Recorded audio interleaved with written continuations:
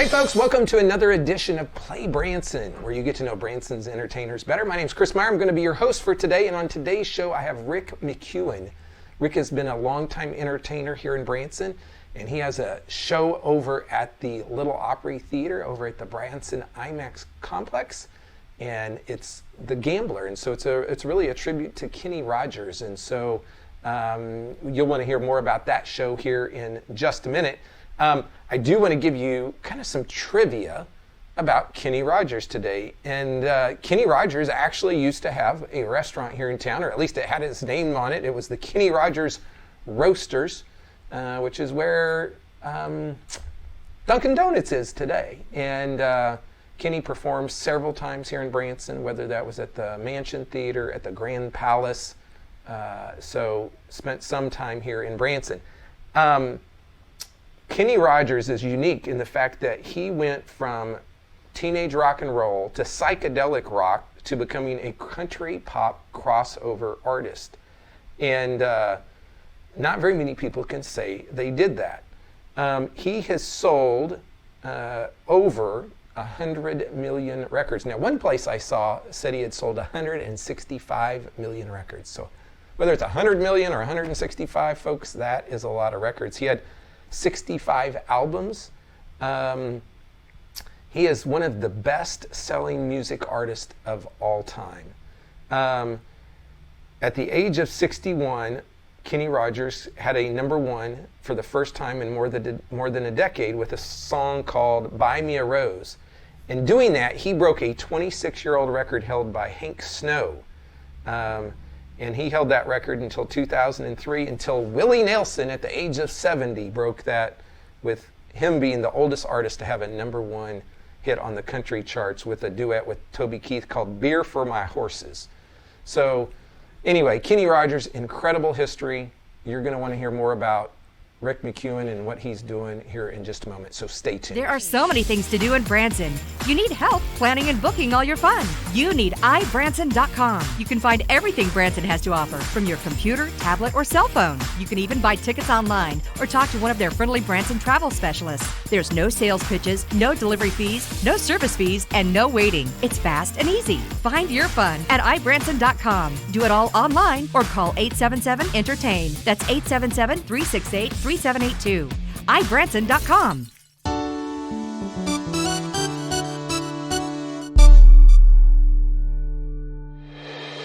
Hey folks, welcome back to the show. And on today's show, we have Rick McEwen, who's got his own show at the Branson IMAX complex in the Little Opry Theater, right? Yep. And it's called The Gambler. It's called Rick McEwen Presents The Gambler. Yeah. Okay. And we're going to talk about that show. We're going to talk about that show. But before that, let's go way back and tell us how you got into this business and kind of where your career has gone. Well, I grew up in North Alabama. As I like to tell everybody, we were on the foothills of the Appalachian Mountains in Coleman, Alabama. A brother, my next oldest brother, thought he was going to get into rock and roll and play music. He went and bought a guitar, and he played it twice and put it under the bed, and I started dragging it out. Long story short, it was that was around 67, 66. 76, I moved to Nashville. Wow. And I met a lot of friends there that kind of helped me through this. I was there 8 years. So when you moved to Nashville, were you like just out of school? Very green, 24. Okay. Absolutely clueless. Didn't know how to read Nashville numbers. I was a bass player, singer, and I got to Nashville and they just chewed me up and spit me out. I met a lot of people, and I had to learn the hard way. And what a lot of people didn't understand was, like, they have a way of doing business, just like we do here in Branson. It's a thing. You got to go through it. And after I traveled on the road for 3 or 4 years, and then I met Earl Scruggs, banjo player, Foggy Mountain Breakdown, and the Ballad of Bonnie and Clyde. Worked for him 2 years. And then out of that job, I went to work with a group called the Dillards. They were the Darling family on the Andy Griffith Show. You might remember them coming down out of the hills, and Denver Powell was the dad, and he would go, "Well, the boys are all keyed up now," and they'd go, just deadpan, never said a word on the show. but I was 6 when the first show aired. And I always kid them. They were much older than me. But Rodney Dillard and Dean Webb and everybody was sweet to me. That's how I ended up in Branson. '84, we started the night shows. First year for doing Echo Hollow. We did something that was a little unconventional. We did original music for a live show, and we did 383,000 people the first year. Wow. It was a good crowd to sing for 4,000 people a night, and what a treat. And then the reality would hit when you realize that that's not every show. Yeah. You know? But I did that. Came into town, worked with a group called the Ozark Mountain Boys. Me and Mark McCauley that sings with Grand Country New South. Mark Perriman, who's with the Presley Show now, and Mark Garner, who was an amateur drag racer. That sold cars on the weekends or whatever, and he was. But we had a great quartet. And now, was that your own show, or was that part of another show? We actually worked for Ken Lowe. It was a Lowe's Theater. Okay. Yeah. And we opened up for everybody from Jerry Reed, Dottie West, Connie Smith, Loretta Lynn, George Jones, Waylon Jennings came through town and played the theater. Yeah, we had a bunch of entertainers. We had a bunch of fun back then, and. But it was, I did that for a while, and then from that I went to work for Jim Stafford and Ann, and I did that for 14 years. Wow. I guess to date, I think I was the longest, I was with the band longer than anybody else had ever been with his band, a musician.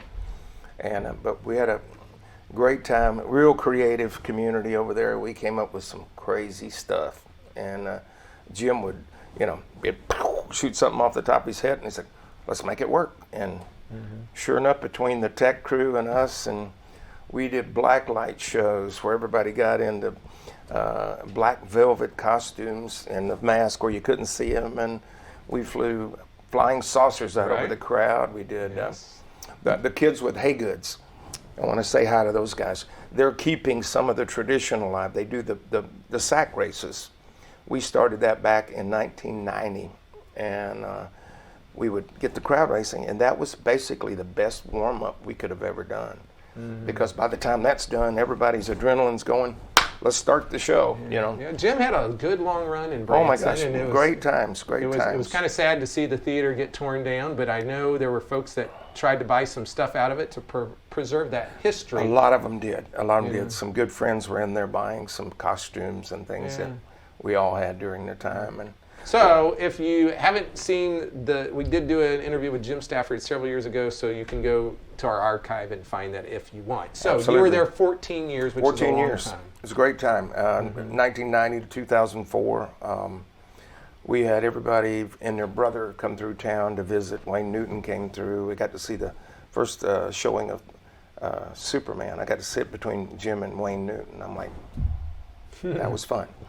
And but we had Barbara Mandrell came through in the crowd, and Jim told his story of when he was doing great out in LA.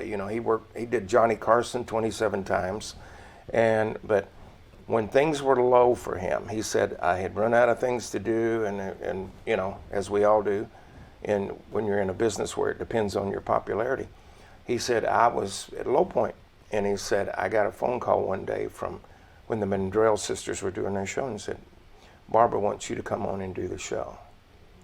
And he said that turned his career back around and saved it. Yeah. And just wonderful getting in when those moments are happening. It was a great time. Yeah. So what'd you do after Stafford then? I worked some with DTV, with Penny Gilley's show. We did a lot of episodes of that show. I started working some at the IMAX, doing a Marty Robbins tribute with Leroy New. I was the harmony guy and the other Marty when it was time to sing some Marty. Don't worry about me, and that was what the show was, And I did that, and then I got with a group, the Nashville Roadhouse Live show. We recorded a song. It was October a year ago, and it was an Elton John song. We recorded this thing and put our spin on it and released it. Well, we were trying to release it. And we talked to the record label, and they said, why don't you send it to Stuart Epps, who was Elton's producer and Led Zeppelin's producer and Def Leppard's producer. So we sent it over to him, and he's like, I love this. You mind if I make a few changes? Well, he went through, and then it came back, and it was huge. The next thing we got was a lady named Linda Davies, who was a PR lady for a couple of little-known artists. She did the PR work for Michael Jackson's Bad and Thriller. Yeah, that's pretty big. And well, she took on us as a side project. Gotcha. Next thing we know, we're in 173 countries. We release a video. As of late, we just won a Telly Award. Now, some of you in the industry know what that'll be. It's a television video industry award, and we just won a platinum, which is like, it doesn't get any bigger than that. And for a bunch of guys that recorded it, we were all over 60.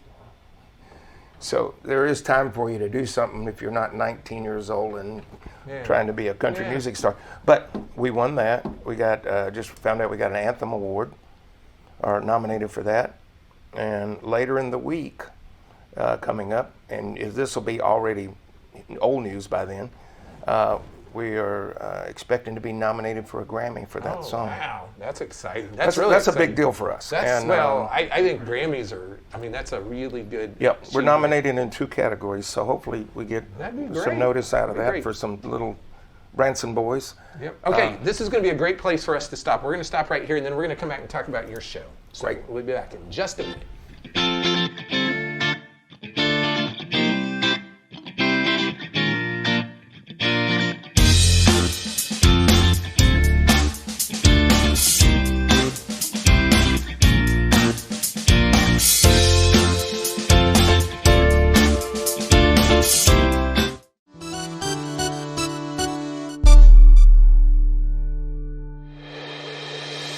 Hey folks, we're back on the show, PlayBranson, and we have Rick McEwen. Rick, tell people about your show. Thank you, Chris. This is something that has been in the works for several years. It started back 6 or 7 years ago. I had people coming up to me and said, you sound a little bit like Kenny Rogers. And I'm like, well, thank you. That's nice. That's a compliment, And then as I got it, he said, more and more people said it. And I'm like, okay, well, I said, the trick to this is it's great to sound like him, but you have to know some songs, and you have to, and a guy, I'm a guy, I'm younger than I look.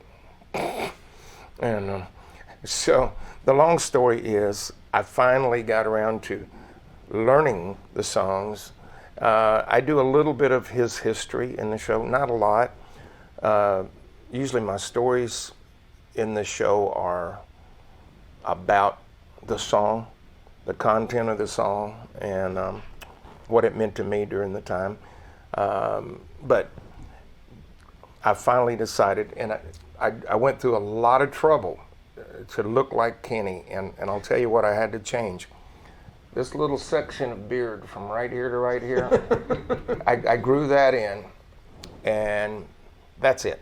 There you go. Didn't do any plastic surgery. There you go. People are coming to the show now, and I'm just getting started. I think by the fall we'll have, and this is beautiful August weather we're having, and usually the people that come to the show have something that they experience with Kenny Rogers.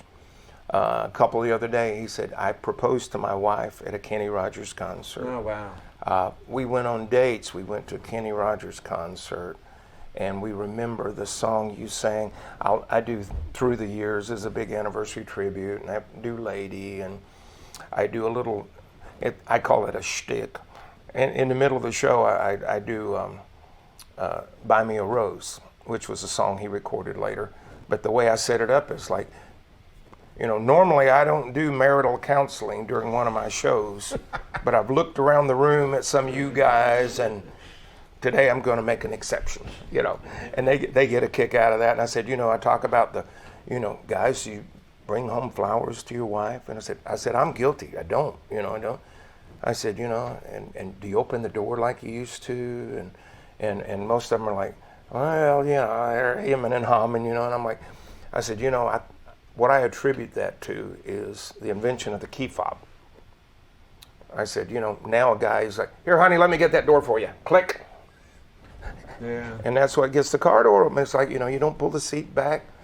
Maybe you don't call them at work like you used to, or they don't, you know.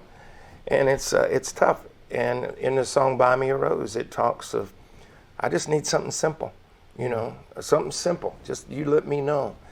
And I said, to a guy, that's like you take a little grain of sand and you pitch it out in the ocean. And I said, to a woman, it's like a hurricane hitting South Texas. There you go. It's different. It's a big deal, you know. But I go through some of that, and I tell those kind of stories. You know, everybody knows pretty much every Kenny Rogers story. He grew up very poor. He was in the projects in Houston. He used to play in a band. He was I think it was the Bobby Doyle Trio, 59. A lot of people don't relate that to that far back, but he was playing jazz. He was playing complicated music back then. He had an opportunity to get with the Christie Minstrels. They did an incredible job on the road, and then 2 or 3 of the band members decided, hey, let's go. We can do this for ourselves. Right. Mm-hmm. And they formed the Christie Minstrels. They did a lot of songs during that. I talk about how Mel Tillis, one of their big hits was Ruby. And it was written by Mel, who we knew for around here for years. Yeah. But, you know, Ruby was something that changed. They had done What Condition My Condition Was In. And it was about as psychedelic and crazy as you can get. And then to do Ruby after that, it's like Led Zeppelin doing Wildwood Flower. You know, yeah. It was that kind of that big of an audience. I lived in Nashville in '76. And they were pitching Kenny back then and trying to get him another record deal of his own. And he was working at Possum Holler. He would go up and sit in with the band at George Jones's. And I was working down at a club at Webb Pierce's. And one night, this group of people come in and just come from Possum Holler. They said, hey, you remember that Kenny Rogers guy that was in the first edition? I said, yeah. He just signed a record deal with United Artists. They did it on stage at George Jones's. And I'm like, well, that's cool, you know. And then the next thing you know, here's Lucille, here's the Gambler, and he's playing arenas. Yeah. He went from 0 to 60 in a matter of a few months. And everybody. So he performed in Branson towards the end of his career over at the Mansion. So I did see him there, but he also performed at the Grand Palace, and I remember specifically at Christmas time. Now, he could have performed there a lot because he did have a relationship with the Herschen family, but I remember getting up on stage because it was probably like the 12 Days of Christmas, and I have a tambourine that is signed by Kenny Rogers, and it has like his stamp on it. Right. And that was a long time ago, but I do remember it. And he was an artist that really crossed over pop and country, and so here's what I know. If someone comes to your show, they're going to hear a ton of songs they know. They're going to hear a lot of songs. My biggest comment is we came expecting to see somebody sing Kenny Rogers' song. We didn't expect you to come out dressed occasionally he would put this much uniform on. But he said, we didn't expect it. You when the lights are on right, you look like him a lot. And he said, then we close our eyes and you sound just like him. Mm. And I said, the great news on that is I don't have to force that. That's the way it comes out. Mm-hmm. And I said, I'll do an inflection or two that's like, I know this is what he would have done. But most of it is just people, great memories. Great memories is that's my biggest deal when they come out. Yeah. And now, did he do a song that was called Crazy? Do you remember? Crazy. Yeah, not the Willie Crazy. Not the Patsy Cline Crazy, but he had his own crazy song because I think I put that on a tape, for those of you who remember tapes, for my wife. Yes. That was like love songs or something like that. Yeah. Mixtape.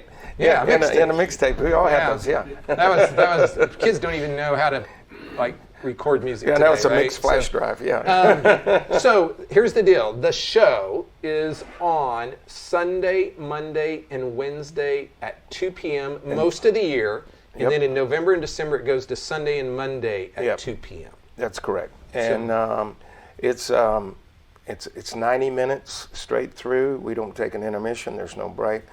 And a lot of people appreciate that. A lot of guys my age don't appreciate that.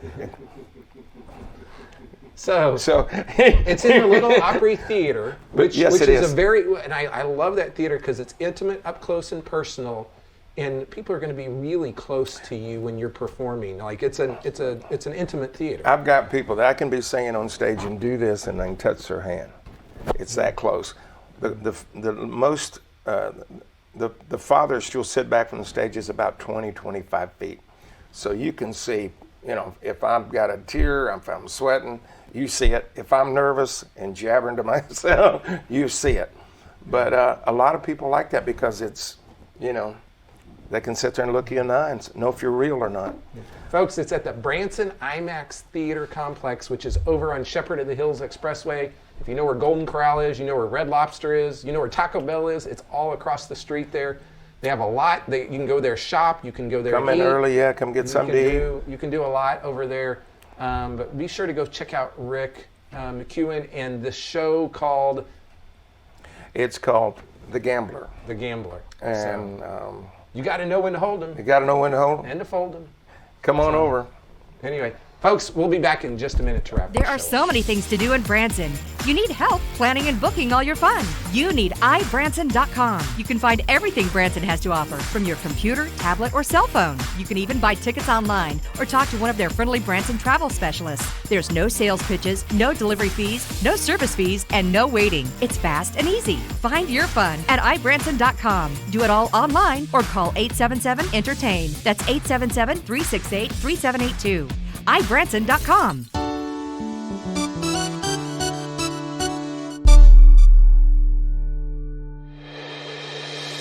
Hey folks, welcome back to the show. We're wrapping it up. We want to thank Rick for coming out today and talking about his show. Just a reminder, you can catch his show Sunday, Monday, and Wednesday at 2 p.m. at the Little Opry Theater. That's inside the Branson IMAX complex. And I think you're going to really like that theater. It's very intimate. And Kenny Rogers has so many hits. Of course, Rick's going to add his own flair to those and his stories. And so you're going to want to go check that out. Next week, I have Mark Allred with Jukebox Live. First time I've ever had him on the show, and so I'm looking forward to getting to know him and talking to him about his show that he does here in Branson. Right around the corner, we have a lot of special events coming up in town. We like to let people know about those. The Osage Ballet will be August 5th and 6th over at the Mansion Theater. That's a special engagement. You want to check that out. John Party, August 19th over at the Black Oak Mountain Amphitheater, as well as Fluffy Iglesias on September 10th. Terry Bradshaw is going to be back in town tomorrow, August 5th, over at Clay Cooper's. And then later in the month, you can find Matt Gumm on August 15th, the Malpass Brothers on August 26th, and Neil McCoy August 29th. Those will be shows coming up in August. The other big thing at the end of August is the Southern Gospel Picnic, August 25th through September 5th out at Silver Dollar City. Tons of Southern Gospel. If you like Southern Gospel, or maybe you don't even know what Southern Gospel is, you want to go check out those folks. Lots of the top Southern Gospel folks in the country will be here for them. Then, if you need help planning your vacation to Branson, you know where to go. It's iBranson.com. You can see all the show schedules there. You can see attractions. You can buy hotels. You can even get dining discounts at iBranson.com. And maybe you're like, I don't want to buy online. Well, you can call them at 877-ENTERTAIN. Those folks can help you plan your entire trip. They've been doing it for decades here in town, have sold millions of tickets, and they can help you plan your Branson trip. And if you're at home and you haven't been to Branson in a while, you gotta come. This is the place to vacation. You can have a great time here, whether it's shows, attractions, shopping, the lakes, fishing, or golfing. You can do just about whatever you want here in Branson, and it's a great place to bring your whole family. So bring grandma and grandpa, mom and dad, and the kids, and you can have a blast here in Branson, Missouri. We'll be back next week with more Play Branson.